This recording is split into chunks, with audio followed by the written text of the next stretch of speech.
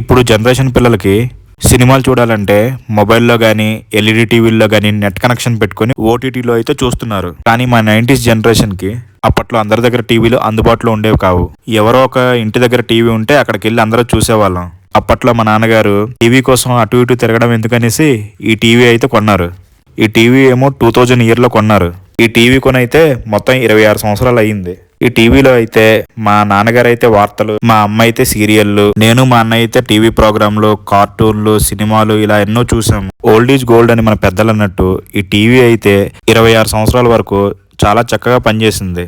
ప్రతిదానికి ఒక expiry date ఉన్నట్టు ఈ టీవీకి కూడా ఎక్స్పైరీ డేట్ అనేది వచ్చేసింది. ప్రస్తుతానికి టీవీ అయితే పాడైపోయింది. మెకానిక్ ఇస్తే దీన్ని ఇంకా బాగు చేయడం కుదరదు, దీని బోర్డు కంప్లైంట్ అని చెప్పారు. నాకైతే చాలా బాధగా అనిపించింది. ఎందుకంటే 26 సంవత్సరాలు ఈ టీవీ అనేది ఇంట్లో ఒక సభ్యుడిలా చూసుకున్నాం. మనకు తెలిసిందే కదా, మన ఇండియన్స్ అందరూ ఒక వస్తువును వస్తువులా చూడరు, ఒక ఎమోషన్ లా చూస్తారు. కానీ ఏం చేస్తాం, ఈ టీవీకి ఒక ఎండ్ కార్డ్ అనేది పడిపోయింది. ఈ టీవీ వాడేటప్పుడు మార్కెట్లో ఎన్నో కొత్త రకమైన ఎల్ఈడి టీవీలు వచ్చాయి, కానీ ఈ టీవీతో ఉండే అనుబంధం వల్ల కొత్త రకమైన ఎల్ఈడి టీవీ అనేది కొనలేదు. అలాంటి ఈ టీవీ మెకానిక్ ఇంకా పనిచేయదు అన్నప్పుడు నాకు చాలా బాధగా అనిపించింది. సో ఫ్రెండ్స్, మీలో ఎంతమంది ఇప్పుడు కూడా ఇలాంటి టీవీ వాడుతున్నారు?